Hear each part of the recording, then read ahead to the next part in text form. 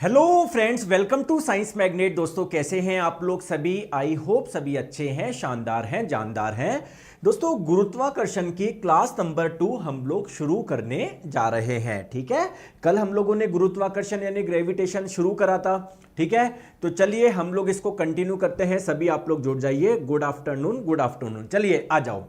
तो दोस्तों अब हम लोग बात करते हैं वेट यानी भार क्या होता है। हम लोग रटते हैं कि भार होता है m इंटू जी, पता नहीं समझ में आता ही नहीं है। तो जब आप लोग इसको फील कर लोगे तो देखना कितना आसान आप लोगों के लिए ये पूरा का पूरा चैप्टर हो जाएगा। चलिए दोस्तों, जैसा कि आप लोगों को मैंने कल भी बताया था, वापस हम लोग बात करते हैं। जैसे मान लीजिए ये कोई एक पेन है, अगर मैं इसको छोड़ दूंगा ये कहां पर जाएगा? ये कहां पर आ रहा है बताओ? तो यह नीचे की ओर आ रहा है क्या? बिल्कुल। या इस पेन की जगह आपने कोई पत्थर लिया या कुछ भी अगर आप लोग छोड़ोगे तो वो नीचे की ओर आएगा। तो चलिए दोस्तों एक वस्तु मान लेते हैं जिसका द्रव्यमान क्या है? m है। अगर हम लोग इसको छोड़ रहे हैं तो ये कहां पर आ रहा है? नीचे की ओर आ रहा है। जरूर नीचे की ओर क्या लग रहा है? एक फोर्स लग रहा है, एक बल लग रहा है। बात आती है कि सर ये बल लगाया किसने? सर पता ही नहीं पड़ रहा कौन इसको नीचे की ओर खींच रहा है, कौन बल लग रहा है। सर पता ही नहीं पड़ पा रहा। क्यों नहीं पता पड़ पा रहा? देखिए दोस्तों, हम कहां पर खड़े हैं? पृथ्वी पे यानी अर्थ पे खड़े हैं। अब दोस्तों अर्थ से कुछ ऊंचाई पर ये पेन रखा हुआ है, ये पेन रखा हुआ है, ये पेन रखा हुआ है, या कोई भी वस्तु रखी गई है जिसका द्रव्यमान है m। ठीक है दोस्तों, पृथ्वी का भी कोई ना कोई द्रव्यमान होगा। तो पृथ्वी के द्रव्यमान को यानी पृथ्वी के मास को मैंने कैपिटल M मान लिया। तो एक ऑब्जेक्ट ये रहा, एक पिंड ये रहा, एक पिंड ये रहा। क्या इनके बीच में आकर्षण बल होगा? क्या कुछ? क्या इनके बीच में कुछ अट्रैक्टिव फोर्स होगा क्या, जिसे हम लोग बोलते हैं ग्रेविटेशनल अट्रैक्शन फोर्स, गुरुत्वीय आकर्षण बल या गुरुत्वाकर्षण बल? तो पृथ्वी इस वस्तु को अपनी ओर आकर्षित करेगी। सिमिलरली ये वस्तु भी इसको अपनी ओर आकर्षित करेगी।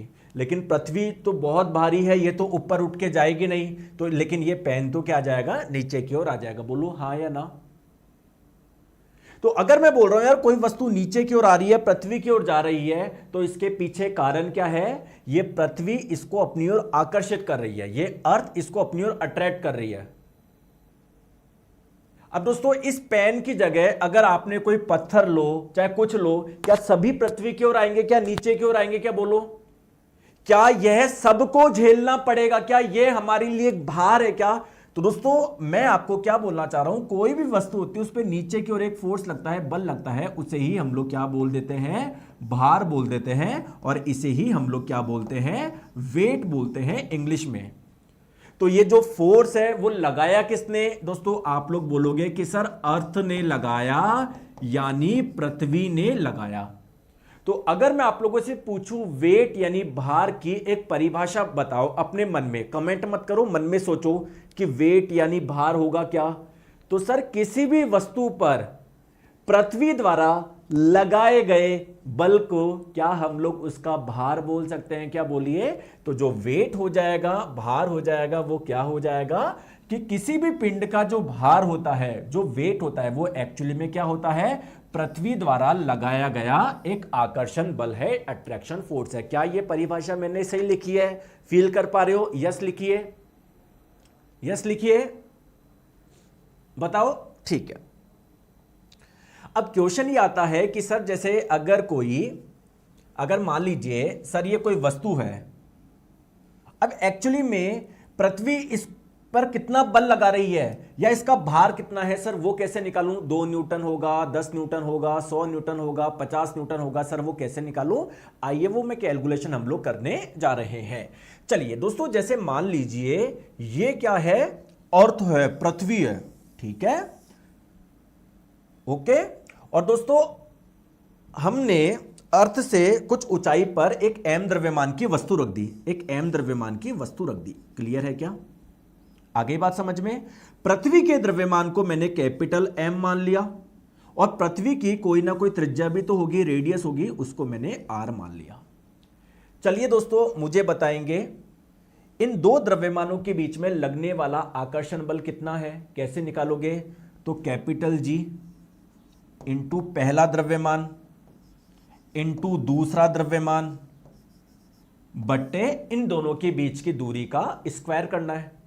अब दोस्तों ये वस्तु यहां पर है, पृथ्वी का केंद्र यहां पर है, तो इनके बीच की दूरी क्या होगी? तो आप लोग बोलोगे सर ये रेडियस होगी, त्रिज्या होगी, साथ में त्रिज्या में कुछ और जुड़ेगा, जितनी भी ऊंचाई पर हो, 1 मीटर, 2 मीटर, 5 मीटर। तो दोस्तों इतनी बड़ी ये संख्या बहुत ज्यादा है, इसमें इतना सा मान जोड़ोगे तो कुछ फर्क पड़ेगा क्या? नहीं। तो मैं कहीं ना कहीं बोल सकता हूं क्या इसके और पृथ्वी के केंद्र के बीच की दूरी जो है वो r है, क्या मैं बोल सकता हूं? और इसका मैं क्या स्क्वायर कर लूं क्या? बोलूं हाँ या ना? बताओ। Dear sir your classes are very good, please use more English while teaching your student. मैं दोनों लैंग्वेज यूज करूंगा शिवाजी, टेंशन मत लो। क्या ये फोर्स की वैल्यू आ गई? क्या ये फोर्स की वैल्यू आ गई? ये फोर्स किस पे लग रहा है, कौन बताएगा? तो ये वाला फोर्स इस पे भी लग रहा है नीचे की ओर, और ये वाला फोर्स अर्थ पे भी लग रहा है ऊपर की ओर, लेकिन अर्थ तो ऊपर जाएगी नहीं, ये वस्तु नीचे की ओर आएगी। और दोस्तों इसे ही तो हम लोग क्या बोलते हैं? इसे ही तो हम लोग क्या बोलेंगे?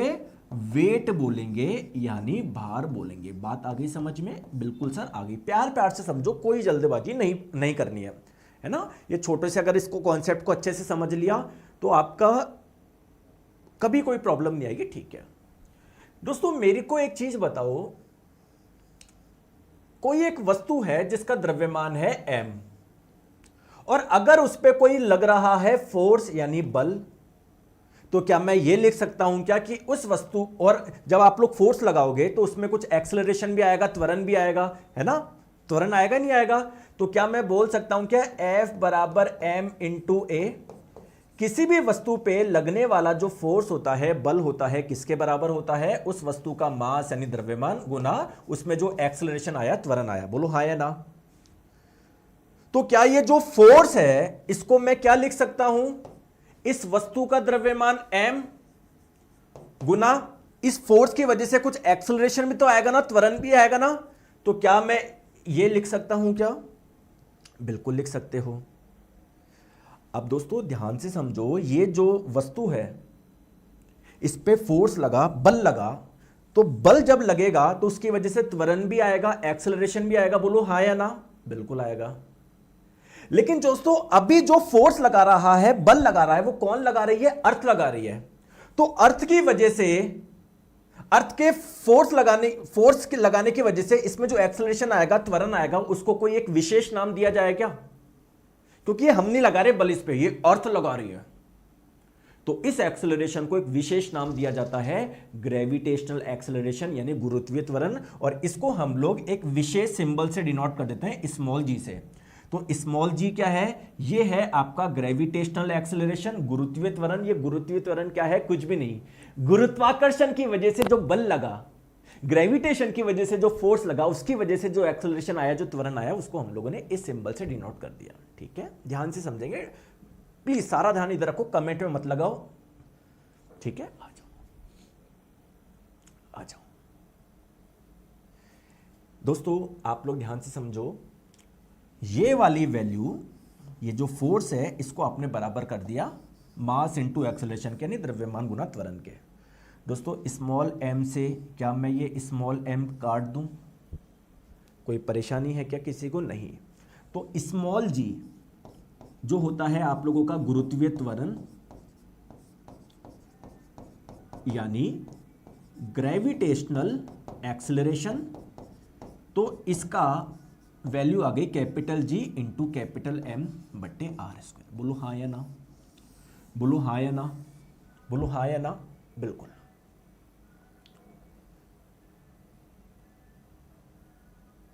दोस्तों क्वेश्चन ये आता है, क्या आता है सर? दोस्तों मैं आपको बोलूं कि यार एक वस्तु है, अर्थ ने इस पे जो फोर्स लगाया, बल लगाया, उसकी वजह से इसमें एक एक्सेलरेशन आया, त्वरण आया, उसकी वैल्यू है स्मॉल जी। तो बताइए अर्थ ने कितना फोर्स लगाया, इस पे कितना बल लगाया, बताओ। मतलब मैं क्या बोलना चाह रहा हूं, इसका मास यानी द्रव्यमान है स्मॉल m। मैंने बोला अर्थ ने इस पे फोर्स लगाया, बल लगाया, जिसकी वजह से इसमें एक्सेलरेशन आ गया, त्वरण आ गया। कितना आ गया? ये त्वरण आ गया। तो बताओ अर्थ ने कितना फोर्स लगाया, अर्थ ने कितना बल लगाया? तो फोर्स यानी बल क्या होता है? Mass into acceleration. तो मास इंटू एक्सेलरेशन, द्रव्यमान गुना त्वरण। तो अर्थ ने ये फोर्स लगाया, और अर्थ जो फोर्स लगा रही है, बल लगा रही है, उसे ही तो हम लोग वेट बोल रहे हैं, यानी भार बोल रहे हैं। तो मेरे प्यारे दोस्तों, जो भार होगा किसी भी वस्तु का, अगर आप लोगों को वेट निकालना है, भार निकालना है, तो आप लोग क्या करेंगे? सर उस वस्तु के द्रव्यमान को गुना कर देंगे ग्रेविटेशनल एक्सेलरेशन से, यानी गुरुत्वीय त्वरण से। अब क्वेश्चन ये आता है कि गुरुत्वीय त्वरण का मान क्या है? तो गुरुत्वीय त्वरण की वैल्यू ये रही। आइए इसका मान निकालते हैं। तो देखो, तो स्मॉल जी क्या था आप लोगों का?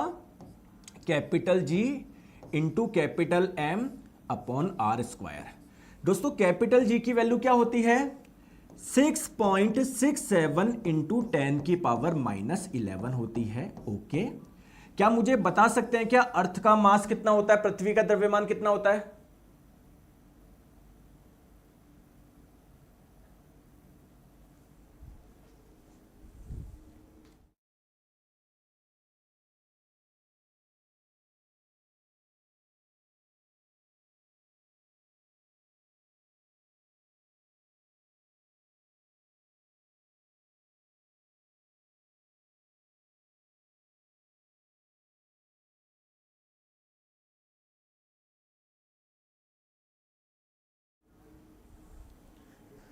दोस्तों मुझे है ना, आप पढ़ाने नहीं देते। एक बोलता है सर बफरिंग हो रही है, एक बोलता है क्या हो रही है। आप ये देखो दोस्तों, मैं भी एक इंसान हूँ, और मुझे पता है, मैंने अभी टीम से चेक करवाया, सब बच्चे बोल रहे हैं कि सर बिल्कुल सही चल रहा है। अगर आप सही चल रहा है तो एक बार यस लिखिए, और नहीं चल रहा है तो नो लिखिए। अगर सही चल रहा है तो यस लिखिए, और अगर नहीं चल रहा है तो नो लिखिए।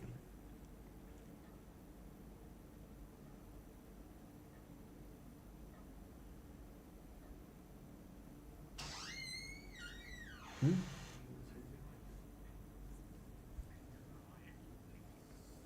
सही चल रहा है तो यस लिखिए, और अगर नहीं चल रहा है तो नो लिखिए।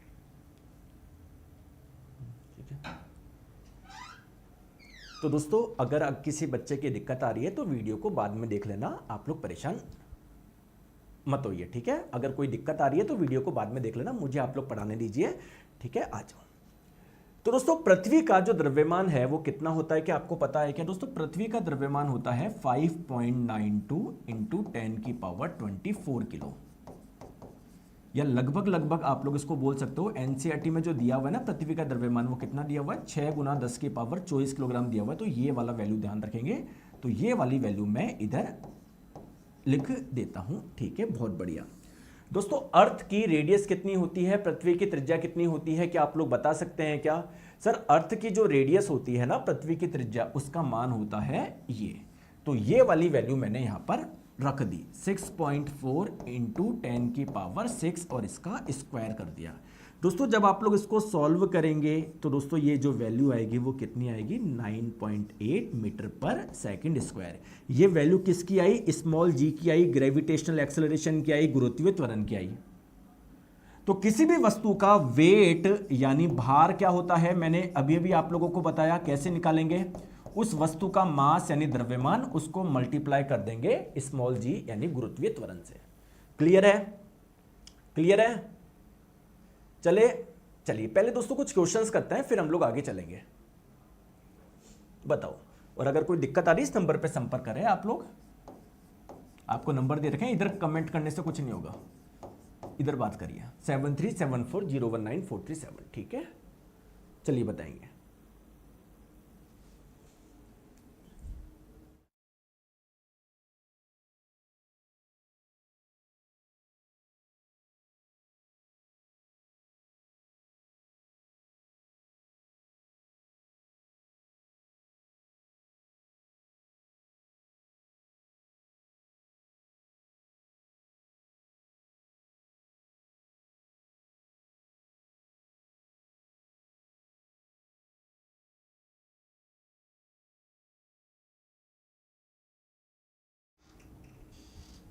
चलिए, तो दोस्तों बोला जा रहा है, अभी आप लोगों से पूछा गया है, यदि एक फुटबॉल का द्रव्यमान इतना है तो पृथ्वी पर इसका भार क्या होगा।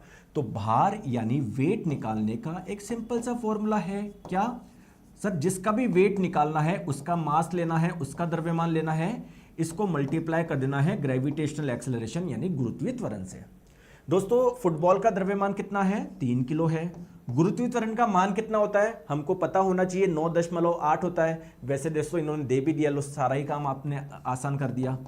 तो 3 इंटू 9.8 कितना होगा दोस्तों, अगर आप लोग इसको 10 माने तो 10 इंटू 3 होता है 30, लेकिन एक्चुअली में 10 नहीं है, 10 से थोड़ा कम है, तो 30 से हल्का सा कम आएगा। तो 30 से हल्का सा कम मुझे केवल एक ही ऑप्शन दिख रहा है 29.4। और वेट एक प्रकार का फोर्स ही तो है, तो फोर्स की यूनिट क्या होती है, न्यूटन होती है। ऑप्शन नंबर बी इसका सही आंसर हो जाएगा। चलिए दोस्तों नेक्स्ट क्वेश्चन, इसका आंसर बताएंगे। ग्रुप डी 2018 का, उस वस्तु का द्रव्यमान क्या होगा जिसका पृथ्वी पर भार दिया हुआ है 196 न्यूटन।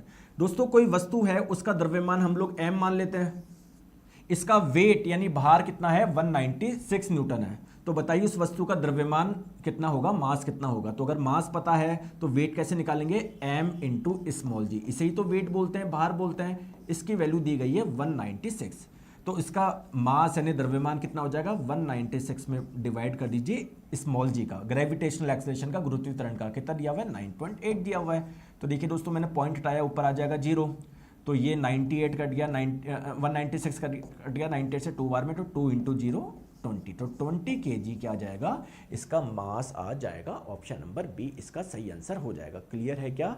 चले आगे दोस्तों, इस क्वेश्चन को मैंने अपने पहले भी कराया था, चलिए बताइए। किसी वस्तु का द्रव्यमान उसके भार के समान होता है क्या, नहीं। दोस्तों जैसे अगर मैं बोलूं इस वस्तु का द्रव्यमान है 3 किलोग्राम, तो इसका भार क्या होगा, इसका वेट क्या होगा, तो m इंटू जी यानी 3 गुना 9.8।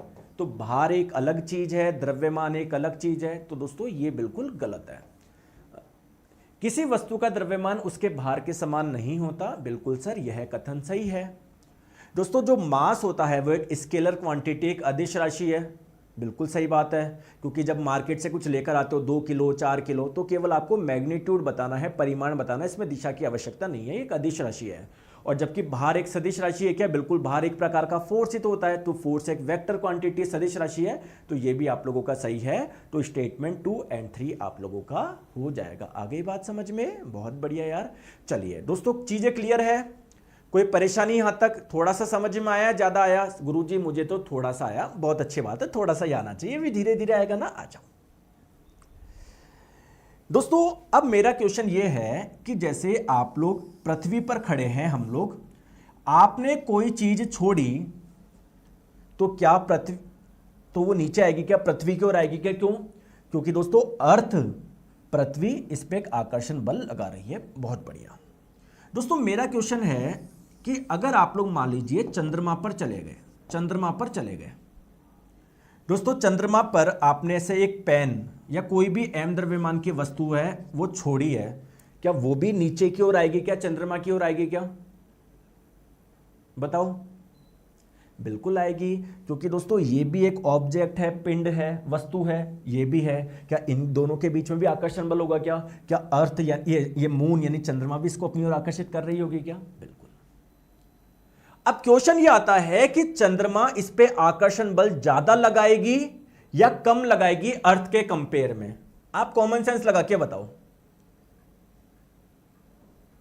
देखिए दोस्तों अर्थ का मास ज्यादा है, अर्थ का द्रव्यमान ज्यादा है, यानी अर्थ फोर्स ज्यादा लगाएगी, अट्रैक्शन फोर्स ज्यादा लगाएगी, जबकि मून यानी चंद्रमा फोर्स कम लगाएगी, बल कम लगाएगी। तो अगर मैं आप लोगों को बोलूं कि किसी वस्तु की बात करी जाए तो चंद्रमा पर उसका भार क्या होगा, ज्यादा होगा या कम होगा, सर कम होगा, क्योंकि जो चंद्रमा होगी थोड़ा कम फोर्स लगा रही है। भाई फोर्स तो वो भी लगाएगी लेकिन कम लगाएगी, यानी चंद्रमा पर जो भार होगा वो कम होगा। बहुत बढ़िया। क्वेश्चन ये है कि सर एग्जैक्ट कितना होगा, सर ये बताओ। तो अगर कोई m द्रव्यमान की वस्तु है तो उस पे चंद्रमा कितना फोर्स लगाएगी, बल लगाएगी, या मैं बोलूं चंद्रमा पर उसका भार कैसे होगा, कैसे निकाले, अभी निकालते हैं। दोस्तों अगर आपने देखा हो तो पृथ्वी पर जो गुरुत्वीय त्वरण होगा, ग्रेविटेशनल एक्सेलरेशन होगा, जब हम लोग निकाल रहे थे तो एक फॉर्मूला आया था capital G into capital M बटे आर स्क्वायर। जब यहां पर आपने पृथ्वी का द्रव्यमान रखा, जब यहां पर पृथ्वी की त्रिज्या रखी, तो पृथ्वी पर ग्रेविटेशनल एक्सेलरेशन गुरुत्वीय त्वरण क्या होगा, या पृथ्वी जब उसको बल लगाएगी तो कितने त्वरण से आएगा, इस त्वरण से आ रहा था 9.8। सिमिलरली अगर मैं चंद्रमा पर अगर मुझे निकालना है ग्रेविटेशनल एक्सेलरेशन, तो मुझे क्या रखना पड़ेगा, चंद्रमा का द्रव्यमान रखना पड़ेगा और चंद्रमा की त्रिज्या रखनी पड़ेगी। बोलो रखनी पड़ेगी नहीं रखनी पड़ेगी। दोस्तों जब ये सारे मान आप लोग पुट करते हो तो आपका आंसर आता है 9.8/6, यानी चंद्रमा पर गुरुत्वीय त्वरण का मान कितना होगा सर, इतना होगा। इसका मतलब क्या है, इसका मतलब यह है कि कोई भी वस्तु m द्रव्यमान की वस्तु है, अगर आपको देखना उसका चंद्रमा पर भार क्या होगा, तो भार का फॉर्मूला तो जानते ही हो, m इंटू स्मॉल जी। लेकिन दोस्तों ये जो स्मॉल जी की जो वैल्यू होती है, गुरुत्वीय त्वरण का मान होता है चंद्रमा पर, वो कितना होता है, जितना पृथ्वी पर होता है उसका बट्टे 6। कितना होता है, इतना होता है 9.8/6 होता है। सर नहीं आया समझ में, कोई बात नहीं, वापस समझो, इधर आओ। दोस्तों मैंने आपको बोला कि एक कोई 2 किलोग्राम की कोई वस्तु है, अर्थ पर उसका वेट बताओ पृथ्वी पर उसका भार क्या है, तो भार का फॉर्मूला जानते ही हो आप लोग, मास इंटू ग्रेविटेशनल एक्सेलरेशन, द्रव्यमान गुना गुरुत्वीय त्वरण। तो द्रव्यमान का मान दिया हुआ है 2 और पृथ्वी पर गुरुत्वीय त्वरण का मान है 9.8। तो आप लोग बोलोगे सर 19.6 न्यूटन क्या हो जाएगा, इसका वेट यानी भार हो जाएगा। बहुत बढ़िया दोस्तों, इसी 2 किलोग्राम की वस्तु को जब आप लोग मून पर लेके जाते हो, चंद्रमा पर लेके जाते हो, तो वहां पर इसका भार क्या होगा, भार का फॉर्मूला ये है ही। तो द्रव्यमान हो गया इसको 2 किलोग्राम, चंद्रमा पर गुरुत्वीय त्वरण का मान कितना है 9.8/6, तो कुल मिला के यहां पर कितना आ जाएगा 19.6/6 न्यूटन। आ गई बात समझ में, क्लियर है। तो पृथ्वी पर अगर भार 19.6 न्यूटन आ रहा है, तो चंद्रमा पर कितना आ रहा है 19.6/6। बोलो बात समझ में आई या नहीं आई, थोड़ी सी आ गई, बताओ। आगे बात समझ में थोड़ी थोड़ी आएगी, टेंशन मत लो। दोस्तों मैं आपसे क्वेश्चन पूछूंगा, जैसे मान लो ये 1 किलो का पेन है, मैं अभी भारत में हूं, अगर मैं पाकिस्तान में चला जाऊंगा तो ये पेन क्या 1 किलो से बढ़ के 1.5 किलो का हो जाएगा क्या, या 1 किलो की जगह आधा किलो का हो जाएगा क्या, या पाकिस्तान की जगह मैं ऑस्ट्रेलिया में ले जाऊं ये पेन को तो ये 1 किलो का ही रहेगा ना। तो अगर मैं बोलूं कि मैं पृथ्वी पर हूं, कोई वस्तु मेरे हाथ में है, अगर मैं चंद्रमा पर चले जाऊं तो इस वस्तु के द्रव्यमान में यानी मास पर क्या प्रभाव पड़ेगा बताओ। आप लोग बोलोगे सर कोई प्रभाव नहीं आएगा।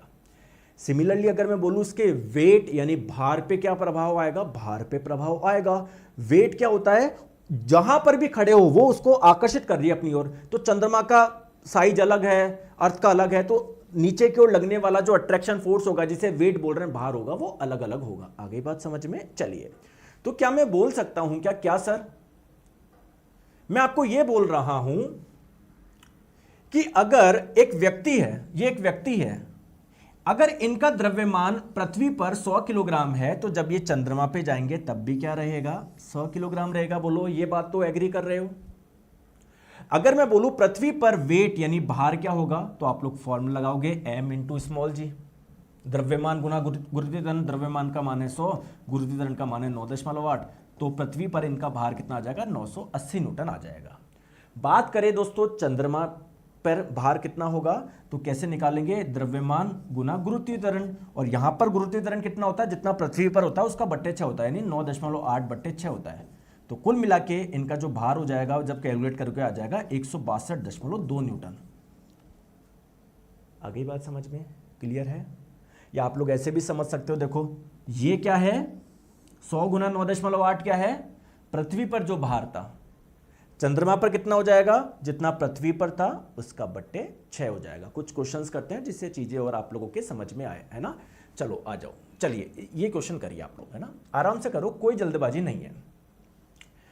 किसी वस्तु का भार पृथ्वी पर 6000 न्यूटन है, तो चंद्रमा की सतह पर इसका भार कितना हो जाएगा। देखिए दोस्तों, मैंने आप लोगों को अभी भी बताया है, चंद्रमा की सतह पर अगर आप लोगों को भार निकालना है तो क्या ज़्यादा कैलकुलेशन करने की जरूरत नहीं है। जितना पृथ्वी पर होता है उसका बट्टे 6 हो जाता है, कम हो जाता है वहां पर। तो अगर पृथ्वी पर 6000 न्यूटन है तो कितना हो जाएगा बताएंगे? चंद्रमा पर 6 से भाग लगा दो, 1000 न्यूटन ही रह जाएगा। आगे बात समझ में? करेक्ट आंसर आप लोगों का ऑप्शन नंबर डी हो जाएगा। आराम आराम से करेंगे, कोई जल्दबाजी नहीं है। चलिए, ये क्वेश्चन समझ में आया आप लोगों को? अरे कहाँ गया, रुको, ये क्वेश्चन आया समझ में? कोई परेशानी, कोई दिक्कत नहीं? चलिए सर, इस क्वेश्चन को करिए, कोई जल्दबाजी नहीं करनी, आराम से करना है। किसी ग्रह की त्रिज्या और द्रव्यमान पृथ्वी की त्रिज्या और द्रव्यमान के आधे है। मुझे नहीं पता कौन से प्लानेट की बात हो रही है, कौन से ग्रह की बात हो रही है, लेकिन बोला जा रहा है इसकी जो रेडियस और जो मास है ना इसका, वो पृथ्वी का आधा है। तो बताइए इस ग्रह पर स्मॉल जी का मान क्या होगा? दोस्तों, अगर आप लोगों को कहीं पर भी स्मॉल जी यानी गुरुत्वीय त्वरण का मान निकालना है तो उसका फॉर्मूला क्या होता है? Capital G into capital M बट्टे आर स्क्वायर। आगे बात समझ में? जैसे ये पृथ्वी है, अगर पृथ्वी पर निकालना है तो पृथ्वी का द्रव्यमान कितना है, पृथ्वी की त्रिज्या क्या है, ये सारी वैल्यू पुट कर दीजिए, ठीक है। अब बोला जा रहा है कि दोस्तों कोई एक प्लानेट है, एक ग्रह है, इसका द्रव्यमान क्या है? पृथ्वी का आधा है। मान लीजिए अगर पृथ्वी का द्रव्यमान m है तो इसका क्या है? m/2 है। बोला जा रहा है इसकी रेडियस पृथ्वी की आधी है, यानी पृथ्वी की अगर रेडियस r है तो इसकी कितनी हो जाएगी? r/2 हो जाएगी। बोलो हाँ या ना, बोलो हाँ या ना। तो यहां पर गुरुत्वीय त्वरण कैसे निकालोगे? वो ही कैपिटल G इंटू इस ग्रह का द्रव्यमान, इस ग्रह का द्रव्यमान है m/2 बट्टे इसकी त्रिज्या का स्क्वायर, तो इसकी त्रिज्या r/2 है तो इसका स्क्वायर करोगे कितना आ जाएगा? r²/4 आ जाएगा। इसको मैं सॉल्व करूं तो 4 into capital G into M बट्टे 2r²। बोलो हाँ है ना, बोलो हाँ है ना।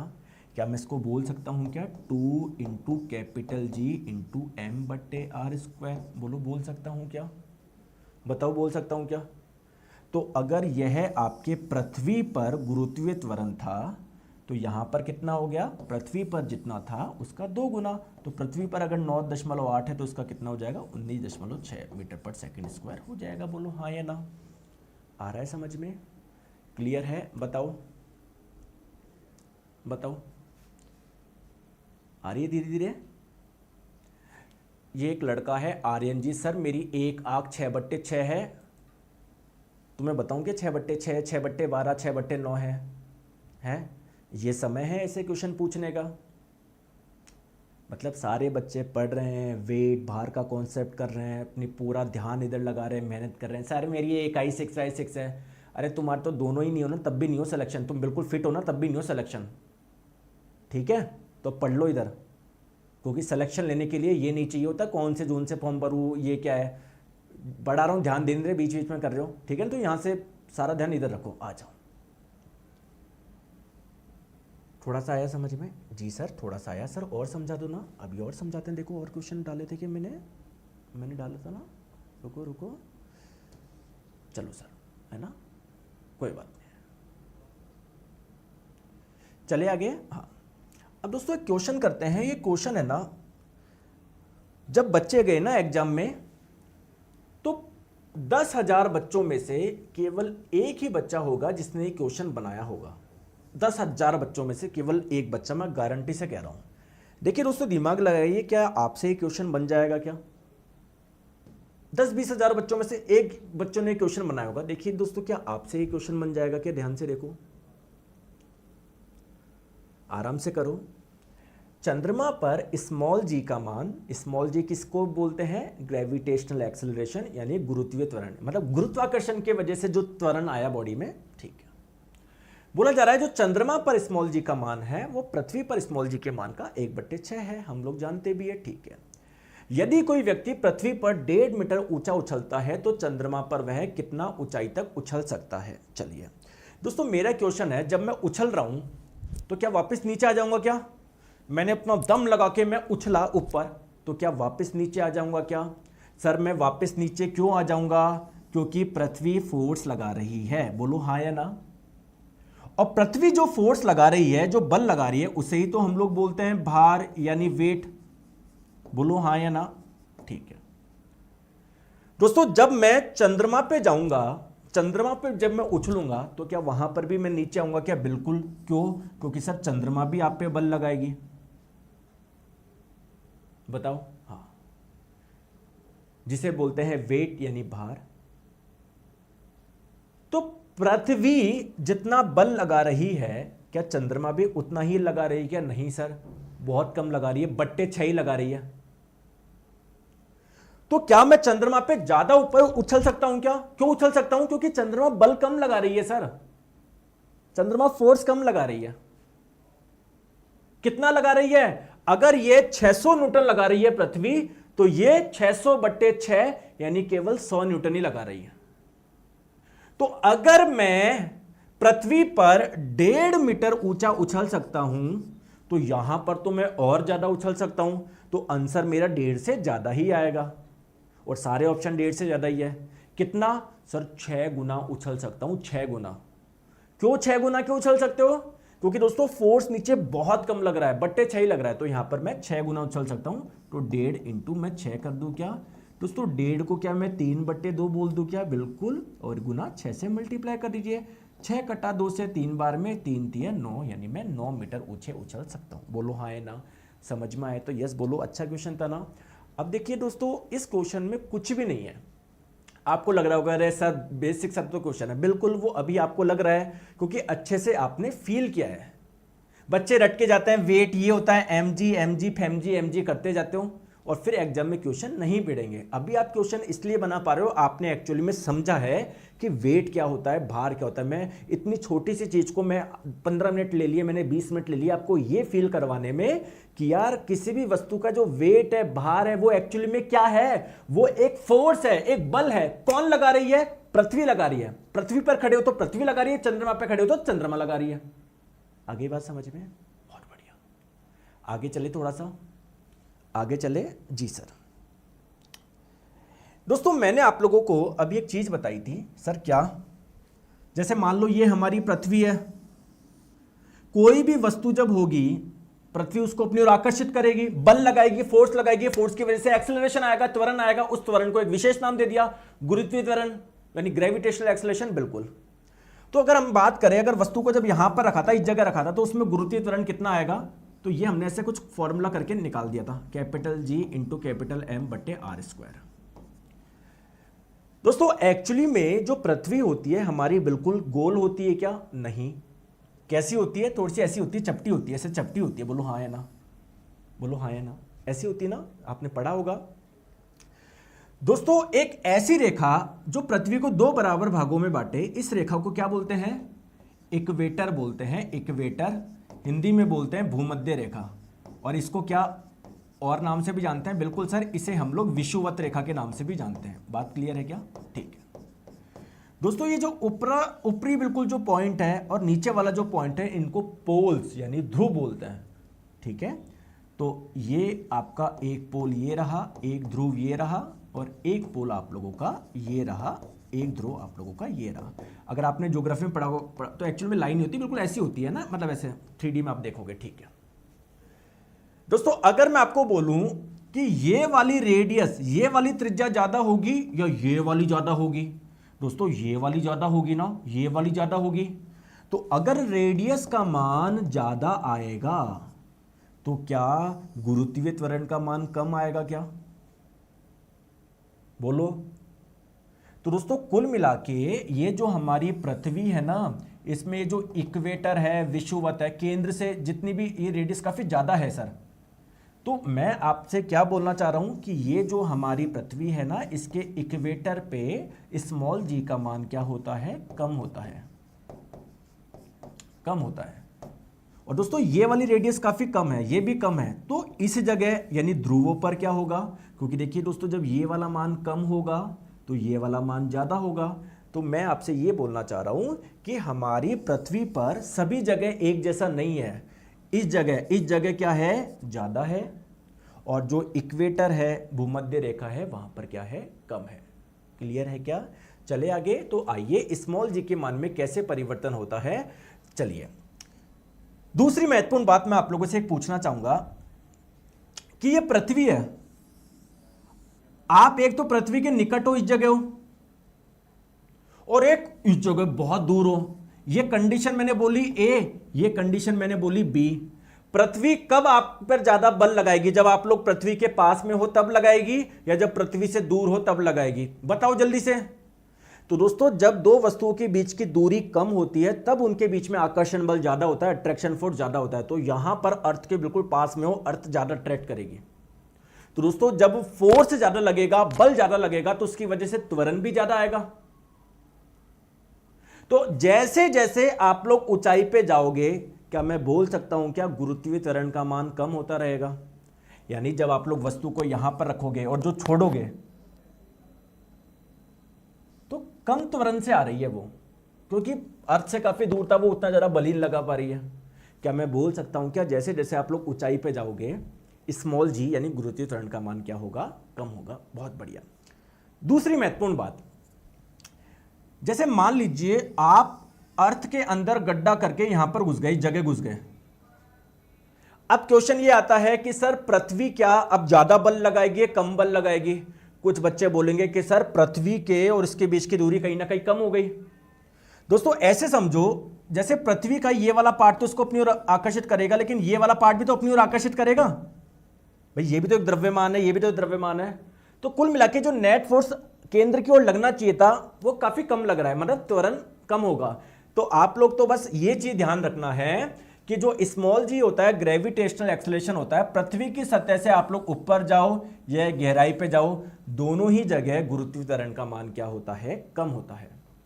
क्लियर है क्या? ठीक है। दूसरी बात, स्मॉल जी ग्रेविटेशनल एक्सेलरेशन गुरुत्वीय त्वरण, इसका मान अधिकतम कहां पर होता है?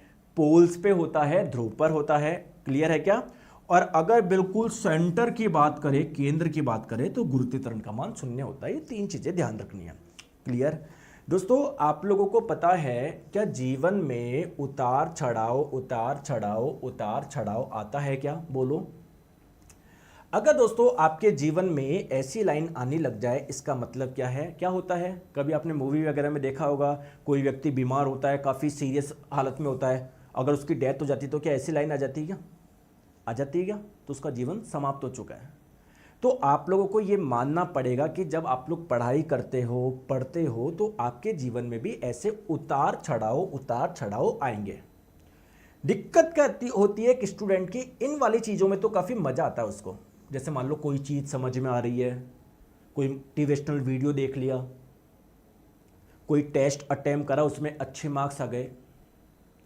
लेकिन जब ये वाली चीज़ आती है, ये वाली चीज़ कब आती है सर जब कोई टॉपिक थोड़ा सा हार्ड लग गया, टेस्ट में नंबर नहीं आ पाए, पढ़ने में मन नहीं कर रहा। तो दोस्तों ये चीजें सबके जीवन में आती है, लेकिन दिक्कत क्या है, इस वाले के चक्कर में आप अपना ये वाला पार्ट खराब कर लेते हो। जैसे आज कोई टॉपिक हार्ड लगा, सर मुझे समझ में, मैं जा रहा हूं मैं, तो भाई साहब अगर आपने आज छोड़ दिया ना तो ध्यान रखो कल का भी समझ में नहीं आएगा। तो ये चीजें इंजॉय करो, कोई बात नहीं। कई बार क्या होता है, एक चीज़ एक बार में समझ में नहीं आती है तो उसको 2 बार देख लिया करो, 3 बार देख लिया करो। मैं बैठा हूं ना, मैं किस लिए बैठा हूं? आपको बैठा हूं ना। तो देखो अगर आपका टारगेट है केवल सिलेक्शन लेने का तो इधर मत आओ। मेरा टारगेट है आप लोगों को पूरे में से पूरे मार्क्स दिलाने का, रैंक लाने का। वो रैंक आपको तभी आएगी जब मैं आपका सिलेक्शन, तो दोस्तों मैं आपको 20 दिन में करा दूंगा। आपको मैं लिख के दे रहा हूँ, आपको साइंस के सारे क्वेश्चन आपको 20 दिन में करा दूंगा मैं। मतलब एग्जाम में सीधे सीधे देख के जाओगे ना, बोलेगा अरे यार ये सर तो ये क्वेश्चन तो परसों कराया था, कल कराया था, ऐसे आ जाएगा। लेकिन एक बार आप जब चीज़ें सीखोगे ना, आपको मज़ा आ जाएगा, फील आएगा। ठीक है, आ जाओ। चलिए दोस्तों इसका आंसर बताएंगे। निम्नलिखित में से किस स्थान पर गुरुत्वाकर्षण त्वरण या गुरुत्वीय त्वरण का मान 0 होगा? मैंने अभी भी बताया है, पृथ्वी के केंद्र पर होगा। Option number B. बहुत बढ़िया। चलिए दोस्तों इसका आंसर बताएंगे। पृथ्वी की सतह से 2r ऊंचाई पर गुरुत्वीय त्वरण कितना है ना? ये मैं करवाता हूं, टेंशन मत लो। ये क्वेश्चन पूछा नहीं गया है, मैं करवा रहा हूं। देखो देखिए दोस्तों ध्यान रखो, पूरा ध्यान इधर रखो, सॉल्व नहीं करना है। जैसे मान लो ये हमारी पृथ्वी है दोस्तों, अगर बात करें इस जगह गुरुत्वीय त्वरण कितना है, या मैं बोलूं केंद्र से r दूरी पर गुरुत्वीय त्वरण कितना है, इस जगह पूछूं या केंद्र से r दूरी पर पूछूं, तो कैसे निकालोगे? स्मॉल जी बराबर capital G into capital M बट्टे आर स्क्वायर। अब आप लोगों से बोला जा रहा है पृथ्वी से 2r ऊंचाई पर, मतलब इस सतह से 2r ऊंचाई पर इस जगह गुरुत्वीय त्वरण क्या होगा, कहीं ना कहीं ये जो पॉइंट है वो केंद्र से कितनी दूरी पर हो गया, r + 2r। तो केंद्र से r दूरी पर गुरुत्वीय त्वरण निकालने का सूत्र ये है। तो केंद्र से 3r दूरी पर कैसे निकालेंगे, capital G into capital M बट्टे 3r का स्क्वायर। 3r का स्क्वायर क्या हो जाएगा, 9r स्क्वायर हो जाएगा। तो दोस्तों पृथ्वी की सतह पर कितना था, गुरुत्वीय त्वरण इतना था। अब इस पॉइंट पे कितना हो जाएगा, 10 बट्टे 9।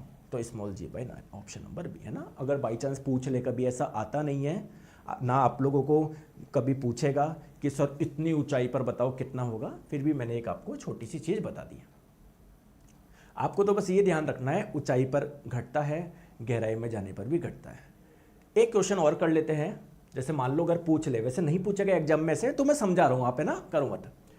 वह गहराई जिस पर गुरुत्वाकर्षण के कारण त्वरण का मान स्मॉल g/4 है। तो आपको ये तो पता ही है, अगर पृथ्वी की सतह पर गुरुत्वीय त्वरण का मान स्मॉल g है, तो जैसे जैसे गहराई में जाओगे, जैसे जैसे गहराई में जाओगे, अगर पृथ्वी की सतह पर गुरुत्वीय त्वरण का मान स्मॉल g है, तो जैसे जैसे गहराई में जाओगे मान कम होगा। तो आपको बोला जा रहा है वो डेप्थ बताओ, वो गहराई बताओ जहां पर गुरुत्वीय त्वरण का मान कितना हो जाए, केवल स्मॉल g/4 ही रह जाए। ठीक है, तो एक फॉर्मूला मैं बता रहा हूं, आप निश्चिंत रहिए। देखो दोस्तों, अगर पृथ्वी की सतह से d गहराई, d डेप्थ पर गुरुत्वीय त्वरण आप लोगों को निकालने को बोले तो कैसे निकाल देंगे, आ जाओ। तो पृथ्वी से d गहराई पर, यानी इतने डेप्थ पर गुरुत्वीय त्वरण का मान क्या होगा, तो गुरुत्वीय d डेप्थ पे यानी d गहराई पे गुरुत्वीय त्वरण में मान लेता हूं ये g डैश है, तो कितना हो जाएगा, small g into 1 minus d/r। और ये स्मॉल g क्या है, यह सतह पर कितना था, सरफेस पर मान कितना था, सरफेस पर। और ये g डैश क्या है, d गहराई पर। तो हम लोगों को बोला जा रहा है कि कुछ गहराई पर या d गहराई पर मान इतना रह गया, तो बताओ वो डेप्थ कितनी थी। तो दोस्तों g डैश का मान हो गया आप लोगों का g/4 बराबर small g into 1 minus d/r। तो देखो इससे ये कैंसिल हो गया, 1/4 बराबर आ गया 1 माइनस d/r। आगे बात समझ में। तो d/r बराबर कितना हो जाएगा, 1 माइनस 1/4, ये हो जाएगा आप लोगों का 3/4। तो d/r का मान 3/4 आया, तो d डेप्थ का मान कितना आ गया, 3/4 इंटू r। क्लियर है क्या, आगे बात समझ में, ऑप्शन नंबर बी। क्लियर है क्या, आगे बात समझ में, कोई परेशानी। दोस्तों ये हो गया आपका खत्म। अब चलते हैं हम लोग आगे, ठीक है, चले आगे, आ जाओ। दोस्तों चीजें समझ में आ रही है, यस बोलो यार, बोलते नहीं हो आप कि गुरुजी देखो आप इतने प्यार से समझाते हो, डांट डांट के समझाते हो sir, thank you so much. हैं, सब आएगा, कभी डांट के समझाऊंगा, कभी प्यार से समझाऊंगा, बस समझा दूंगा, आपके दिमाग में घुस जाएगी फिजिक्स, ये मेरी गारंटी है। ठीक है, आ जाओ। अब दोस्तों आगे चलते हैं, नेक्स्ट टॉपिक है मोशन अंडर ग्रेविटी, यानी गुरुत्व के अधीन गति। सर इसका मतलब क्या है दोस्तों, मुझे एक चीज बताओ, अगर मैं ये पेन छोड़ दूं तो नीचे की ओर आ रहा है, क्या गति कर रहा है, क्या गति कर रहा है, क्या देखो गति कर रहा है क्या, बहुत बढ़िया। दोस्तों जब ये गति कर रहा है, जब यह गति कर रहा है, क्या इस दौरान, मतलब ये नीचे क्यों आ रहा है, क्यों आ रहा है, क्योंकि पृथ्वी इस पे बल लगा रही है, ठीक है, और उसकी वजह से त्वरण भी आएगा। उस त्वरण को बोलते हैं ग्रेविटेशनल एक्सेलरेशन, यानी गुरुत्वीय त्वरण। बोलूं हाँ या ना। त्वरण का मतलब क्या होता है, एक्सेलरेशन का मतलब क्या होता है, त्वरण का मतलब होता है वेग में परिवर्तन, वेलोसिटी में चेंज आ रहा है। तो अगर यहां पर अभी देखो पेन का कोई वेग है क्या, नहीं है, क्या वेग कोई भी नहीं है सर, रेस्ट में, विराम में। जैसे छोड़ रहा हूं क्या वेग आ गया, क्या वेलोसिटी आ गई है इसके पास में कुछ, तो पहले वेग कुछ था नहीं, अब कुछ आ गया, नहीं चेंज आ गया, वो किस वजह से आया, जरूर सर एक्सेलरेशन है, त्वरण है, तो हम ही बता रहे त्वरण है, इस त्वरण को तो ये बोलते हैं गुरुत्वीय त्वरण।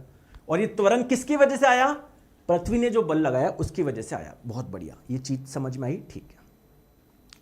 मेरा दूसरा क्वेश्चन ये है कि जब मैं पेन को ऊपर फेंक रहा हूं, पेन को जब ऊपर फेंक रहा हूं, क्या जैसे मान लो मैंने इसको ऊपर की ओर फेंका पेन को 40 मीटर पर सेकंड के वेग से, ऐसे दम लगा के, ठीक है दोस्तों, ऊपर जाते जाते इसका वेग क्या कम होता जा रहा है क्या?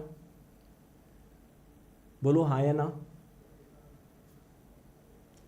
एक पॉइंट ऐसा आएगा सर इसका वेग क्या हो जाएगा, 0 हो जाएगा। क्या वो ही इसका हाईएस्ट पॉइंट होगा क्या, उच्चतम बिंदु?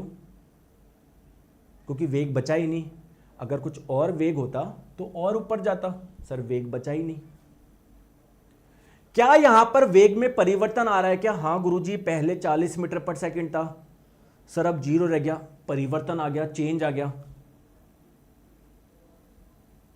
यानी एक्सेलरेशन है, त्वरण है। कौन सा त्वरण है? ग्रेविटेशनल एक्सेलरेशन, गुरुत्वीय त्वरण।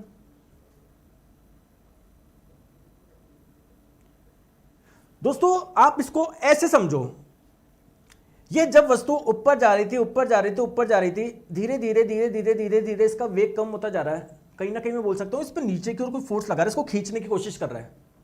बताओ, और ये नीचे की ओर फोर्स यानी बल कौन लगा रहा है? कौन लगा रहा है? अर्थ लगा रही है, पृथ्वी लगा रही है। और समझते हैं, फील करेंगे, इसको टेंशन मत लो। दोस्तों ये वस्तु है, जब मैंने छोड़ा तो नीचे की ओर आई, जरूर नीचे को किसी ने कुछ फोर्स लग रहा है। ये फोर्स किसने लगाया? ये बल किसने लगाया? पृथ्वी ने। दोस्तों जब मैंने बॉल को ऊपर की ओर खींचा, ऊपर की ओर फेंका, तब भी क्या पृथ्वी तो नीचे बल लगाएगी? बोलो हाँ है ना। पृथ्वी तो ये बल लगाएगी। अब ऊपर फेंको, नीचे फेंको, ऊपर फेंको या नीचे फेंको, ये बल तो नीचे की ओर लगेगा ही लगेगा। अब दोस्तों कई बार क्या है, ये बल आपकी हेल्प करेगा और कई बार दिक्कत पैदा करेगा। सर कैसे? जैसे आपको कोई बड़े पत्थर को नीचे लेकर आना है, 10 मंजिल नीचे लेके आना है, तो क्या उसको छोड़ दो नीचे आ जाएगा क्या? यानी ये फोर्स, ये बल आपकी मदद कर रहा है। लेकिन जब इस पत्थर को ऊपर लेके आना होगा, आपको एफर्ट लगाना पड़ेगा क्या ज्यादा? क्यों? क्योंकि पृथ्वी उसको कंटिन्यूअसली एक बल लगा रही है, इसको नीचे लाने की कोशिश कर रही है। आप एक्स्ट्रा बल लगा के, एक्स्ट्रा जोर लगा के इसको ऊपर और लेके जा रहे हो। बोलो हाँ या ना। आई बात समझ में? ठीक है।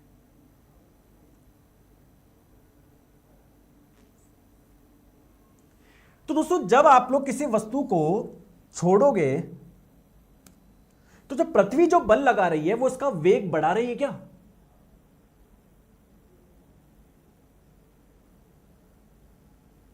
और जब आप लोग किसी वस्तु को ऊपर की ओर फेंकोगे तो पृथ्वी का इसका वेग घटा रही है क्या? यानी यहां पर आ रहा है त्वरण, एक्सेलरेशन, और यहां पर आ रहा है नेगेटिव एक्सेलरेशन बोल दो, मंदन बोल दो, रिटार्डेशन बोल दो। तो दोस्तों यहां पर जो एक्सेलरेशन की वैल्यू लेंगे वो हम लोग स्मॉल जी लेंगे, और यहां पर क्या लेंगे? माइनस स्मॉल जी लेंगे। यहां पर प्लस लेंगे, यहां पर माइनस लेंगे। ये बात थोड़ा सा फील कर पा रहे हो कि यार छोटी सी बात है यार। अरे नेगेटिव एक्सेलरेशन को ही तो रिटार्डेशन बोलते हैं, मंदन बोलते हैं, ऋणात्मक त्वरण को ही तो बस सर जब ऊपर देखो सर यहां पर वेग बढ़ रहा है तो यहां पर मैंने प्लस ले लिया मान, और जब ऊपर फेंक रहा हूं तो सर ये मंदन हो रहा है तो माइनस ले रहा हूं मैं। अब दिक्कत यही है कि एक्चुअल कॉन्सेप्ट यही है जो मैंने लिखा है, लेकिन हमें एग्जाम में बहुत कंफ्यूज होते हैं कि कब ए को प्लस जी लेना है, कब ए को माइनस जी लेना है। बहुत तकलीफ आती है दोस्तों। तो ये तकलीफ आज हम दूर करने जा रहे हैं। आ जाइए। आपसे कई बार पूछा जाएगा कि आपने 20 मीटर पर सेकंड के वेग से फेंका, बताओ 10 सेकंड में कितनी ऊंचाई पर जाएगा, या 5 सेकंड के अंदर कितनी दूरी तय करेगा, या इसको 100 मीटर की ऊंचाई में जाने के लिए कितना समय लगा। और हम बार बार कंफ्यूज हो जाते हैं कि ए को मैं प्लस जी लूं या माइनस जी लूं। बोलो हाँ या ना, कंफ्यूज होते हो ना, ऊपर जाए नीचे जाए। आपका कंफ्यूजन दूर कर दूं। Ashish Mandal ji, sir force and laws of motion का टेस्ट अभी हो जाएगा अपलोड, ठीक है आशीष जी, आधे घंटे में हो जाएगा, प्लीज है ना, इधर ध्यान दो। तो दोस्तों आपका कंफ्यूजन दूर कर रहा हूं, ध्यान समझना। आप जहां पर भी खड़े हो, आप जहां पर भी हो, जहां पर भी हो, मान लेता हूं मैं यहां पर हो सकता है कोई मीनार की ऊंचाई पर हो, कोई जमीन पर हो, कहीं पर भी हो आप, ठीक है, ये आप हो। अगर आप कोई वस्तु को ऊपर की ओर फेंक रहे हैं तो डिस्प्लेसमेंट यानी विस्थापन का मान धनात्मक लेंगे, और नीचे की ओर फेंक रहे हो तो विस्थापन का मान नेगेटिव लेंगे। ठीक है, आराम से सुनो। अगर कोई ऊपर की ओर फेंक रहे हो तो वेग का मान धनात्मक लेंगे, नीचे की ओर फेंक रहे हो तो वेग का मान ऋणात्मक लेंगे। और ऊपर फेंको या नीचे फेंको, हमेशा एक्सेलरेशन की वैल्यू माइनस जी ले लो, माइनस जी ले लो, कभी भी गलती नहीं होगी। मैं क्या बोल रहा हूं ध्यान से सुनना। अगर आप लोग धनात्मक, अगर कोई वस्तु ऊपर जा रही है तो अगर आप लोग डिस्प्लेसमेंट यानी विस्थापन का मान धनात्मक ले रहे हैं, अगर नीचे आ रही है तो ये ले, ऊपर जा रही है तो वेग धनात्मक ले, नीचे आ रही है तो ऋणात्मक ले, ऊपर जाए नीचे जाए, फिर आप लोग हमेशा माइनस जी ले लो, कोई दिक्कत नहीं है। सर क्वेश्चन करके बताओ, क्लियर, आ जाओ। चलिए दोस्तों देखो, पहला क्वेश्चन मैं करवाऊंगा, बाकी के क्वेश्चन आप करेंगे, क्लियर है।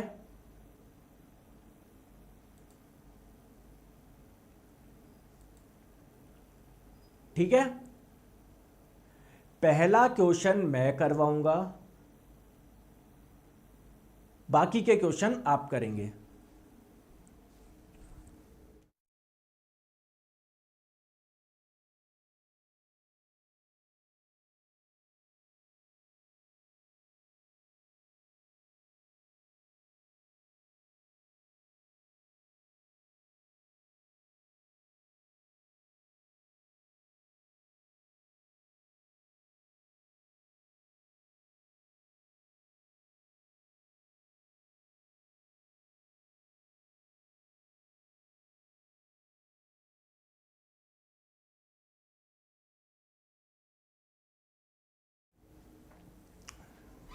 देखिए दोस्तों, पहला क्वेश्चन मैं करूंगा, बाकी फिर आपसे कराऊंगा। देखो, एक वस्तु को 10 मीटर पर सेकंड के वेग से लंबवत ऊपर की ओर फेंका जाता है। देखिए दोस्तों, कोई वस्तु है, आप लोग ऊपर की ओर फेंक रहे हो, आप कुछ मत करो, पहला क्वेश्चन मैं करूंगा, दूसरा भी मैं करूंगा, बाकी का आप करोगे, पहले सीख लो। दोस्तों प्रारंभ में क्या वेग दिया, प्रारंभ में क्या वेग दिया, 10 मीटर पर सेकंड। प्रारंभिक वेग को यू से डिनोट करते तो यू का मान मैं बोल दूं क्या 10 मीटर पर सेकंड है, बोलो। फिर ये वापस गिरना शुरू करने से पहले ये कितनी ऊंचाई तक जाएगा, मतलब देखो होगा क्या, ये जिसको फेंक ऊपर जाएगा जाएगा जाएगा जाएगा तो एक हाईएस्ट पॉइंट तक जाएगा, फिर वापस घूमना शुरू हो जाएगा। तो बेसिकली ये पूछा जा रहा है कि जब ये घूमना शुरू करा, मतलब कुल मिलाकर ये पूछा जा रहा है ये कितनी मैक्सिमम कितनी हाइट तक जाएगा, अधिकतम कितनी ऊंचाई तक जाएगा, क्वेश्चन में ये पूछा जा रहा है। ठीक है दोस्तों, आपने जो ऊपर फेंका पहले वेग था 10 मीटर पर सेकंड, फिर धीरे धीरे धीरे धीरे कम होगा, तो जब इसका वेग 0 मीटर पर सेकंड हो जाएगा, क्या यही इसका हाईएस्ट पॉइंट होगा क्या, क्योंकि अगर वेग होता तो और ऊपर जाता, बिल्कुल। तो इसका हाईएस्ट पॉइंट क्या होगा, अधिकतम ऊंचाई क्या होगा, जब फाइनली इसकी वेलोसिटी क्या हो जाए, 0 हो जाए। ठीक है, तो आप लोगों को ये कैलकुलेट करना है कि कितनी हाइट, ये हाइट का मान आपको कैलकुलेट करना है। दोस्तों v स्क्वायर बराबर u स्क्वायर प्लस 2as एक समीकरण होता है, आप जानते हो। तो मैं ये समीकरण लगा रहा हूं यहां से यहां के लिए। फाइनली वेलोसिटी का मान कितना हो गया, 0 हो गया, तो इसको तो 0 लिख दो। ठीक है दोस्तों, u का मान था 10, मैं प्लस 10 लूं या माइनस 10 लूं। सर आपने बताया था अगर ऊपर की ओर चीज जा रही ना तो वेग का मान धनात्मक लो, तो मैं प्लस 10 लूंगा। प्लस 10 का स्क्वायर करोगे कितना हो जाएगा, 100 हो जाएगा। प्लस 2 इंटू एक्सेलरेशन के बारे में मैंने क्या बताया, ऊपर जाए या नीचे जाए हमेशा माइनस जी लो, मैंने बोला ना क्या लो, माइनस जी लो। तो दोस्तों यहाँ पर स्मॉल जी की वैल्यू 10 मीटर पर सेकंड स्क्वायर दी हुई थी, मैं लिखना भूल गया, तो माइनस जी लो यानी -10 मैंने ले लिया। और इसका डिस्प्लेसमेंट यानी विस्थापन कितना हुआ सर, ये अपने h माना, ठीक है। तो -100 बराबर -20 इंटू एच, और माइनस से माइनस कटा तो h की वैल्यू हो जाएगी 100/20, 100/20 बोले तो 5। दोस्तों बताओ ये ऑप्शन सही नहीं है, एक भी 5 मीटर करो इसको, ऑप्शन नंबर सी आपका सही हो जाएगा। बोलो हाँ या ना, आ गई बात समझ में? कोई परेशानी, कोई दिक्कत? अभी मैं और करवाऊंगा, निश्चिंत रहो आप, निश्चिंत रहो, आ जाओ। चलिए दोस्तों इसका आंसर बताएंगे। 100 मीटर की ऊंचाई से, देखो ये क्वेश्चन भी मैं करूंगा, आप नहीं करोगे, मैं फिर से बोल रहा हूं, सारा ध्यान आप लोग समझने में लोगे। दोस्तों ये कोई एक इमारत मान लीजिए जिसकी जो ऊंचाई थी वो 100 मीटर थी। अभी 100 मीटर की ऊंचाई से विराम से गिराई गई वस्तु, विराम का मतलब है सिर्फ ऐसे छोड़ी है, आपने कोई वेग नहीं दिया, कुछ वेग नहीं दिया, जस्ट इसको ऐसे छोड़ा है, यानी प्रारंभिक वेग का मान क्या था, 0 था। दोस्तों कुल मिला के वस्तु आएगी आएगी आएगी आएगी आएगी, तो इस जगह फाइनली इस जगह की बात हो रही है, इस जगह उसका वेग क्या होगा, फाइनली इसकी वेलोसिटी क्या होगी, क्वेश्चन में ये पूछा गया। तो कैसे निकाले, तो v स्क्वायर बराबर u square plus 2as, v का मान पूछा गया है, ठीक है, u का मान 0 था, 0 का स्क्वायर 0 ही रहेगा, प्लस 2 इंटू एक्सेलरेशन की वैल्यू मैं क्या लूँ, एक्सेलरेशन की वैल्यू क्या लूंगा सर, -g लेंगे, बहुत बढ़िया, क्लियर।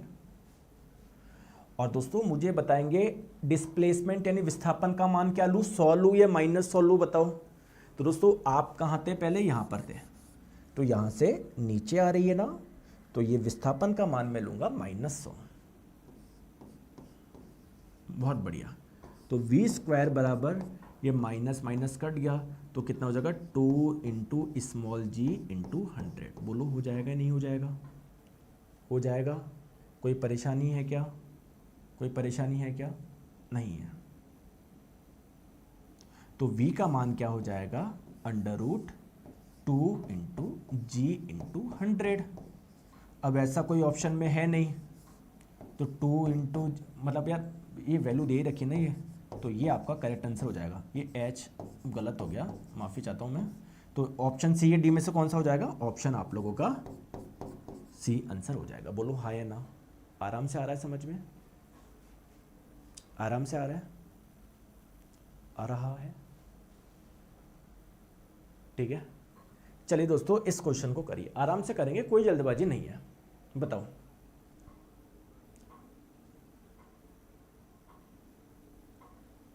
आ जाओ।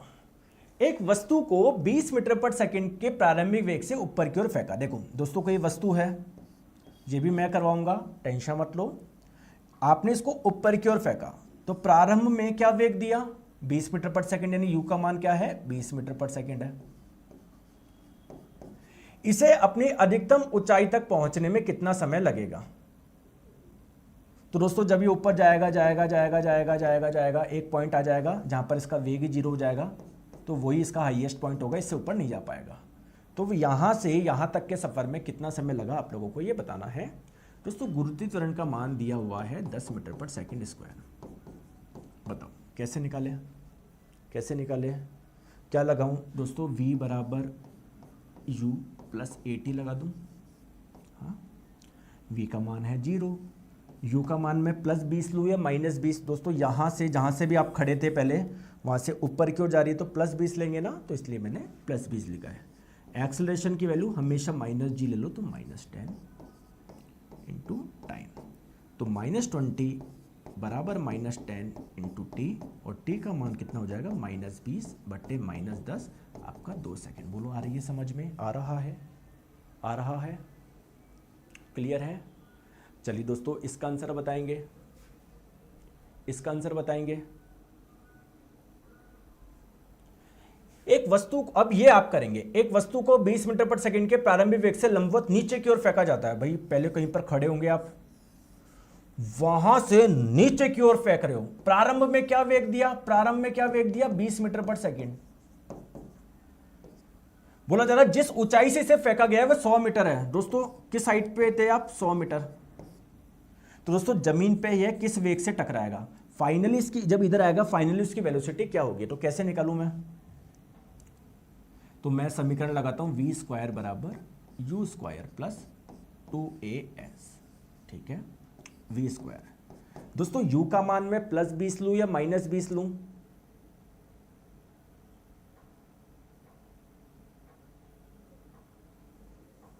दोस्तों नीचे की ओर आ रही है, नीचे की ओर आ रही है तो -20 लेंगे। -20 का स्क्वायर करेंगे तो कितना हो जाएगा, 400 हो जाएगा। +2 इंटू एक्सलरेशन का मान क्या है, यहाँ पर स्मॉल जी का मान 10 मीटर पर सेकंड स्क्वायर दिया हुआ था, मैं लिखना भूल गया। तो एक्सलेशन का मान क्या लेंगे, हमेशा -g लेंगे, तो -10 हो गया। दोस्तों जब ये यहाँ से यहाँ पर आएगा, इसका डिस्प्लेसमेंट यानी विस्थापन कितना हो जाएगा, यहाँ से यहाँ पर +100 लो या -100, सर यहाँ से नीचे की ओर आ रही है तो -100 लेंगे। ठीक है, तो v स्क्वायर बराबर कितना हो जाएगा, 400 माइनस माइनस प्लस हो जाएगा, 2000 हो जाएगा। तो v स्क्वायर का मान कितना आ जाएगा, 2400 हो जाएगा, और v का मान हो जाएगा √2400। दोस्तों मेरे हिसाब से टाइपिंग में मिस्टेक हो गई, बहुत ज़्यादा मिस्टेक हो गई टाइपिंग में, तो √2400 इसका आंसर हो जाएगा। दोस्तों आज थोड़ा सा बफरिंग वगैरह का इशू हो रहा है तो उसके लिए माफ़ी चाहता हूँ, आज काफ़ी इशू हुआ है, तो √2400 आप कर लेना। अच्छा सॉरी, क्या निकालना है, अच्छा समय कितना लगेगा यार, ये पूछा गया है दोस्तों, समय पूछा गया है। क्या निकाल रहा हूँ मैं भी यार, मैं क्या निकाल रहा हूँ, क्या हो गया आज मेरे को, आज क्या हो गया मेरे को, आ जाओ। तो s बराबर ut plus half AT square में ये समीकरण में लगाता हूँ। दोस्तों जब वस्तु यहाँ से यहाँ पर आएगी तो इसका विस्थापन क्या लूँ मैं, 100 मीटर लूँ, +100 लूँ या माइनस, सर नीचे की ओर आ रहा है तो -100 लीजिए। ठीक है,